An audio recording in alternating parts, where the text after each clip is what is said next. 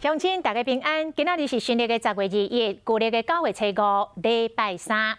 含3肉种嘅美国猪，明年就要进口台湾。教育部伫8月发出公文，要求各级嘅学校拢要用国产嘅肉品，但是幼稚园有包括在内的。教育部长潘文忠请家长放心，讲这个营养午餐的菜单是公开透明。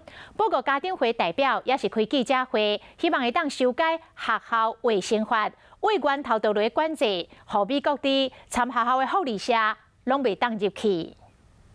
教育不分男女，教育不分男女，食安不分男女。大车的话要表达决心，台北市国小、国中家长会联合会加国民党立委联合开记者会，希望讲有来去多巴胺的美国猪肉袂使进入校园。你敢知影这个瘦肉精有偌严重？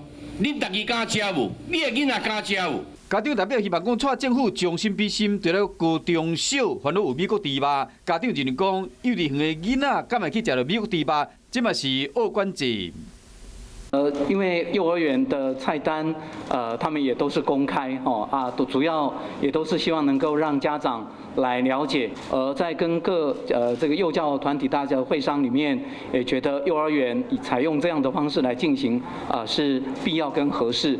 虽然教育部伫8月份已经发出公文，要求各级的学校一律用国产的肉品，不过在野党立委议员袂放心，提案要修学校卫生法，并且将禁止使用美国猪肉写入去，增加罚则。这场美国猪肉之前，战火恐惊也会搁断。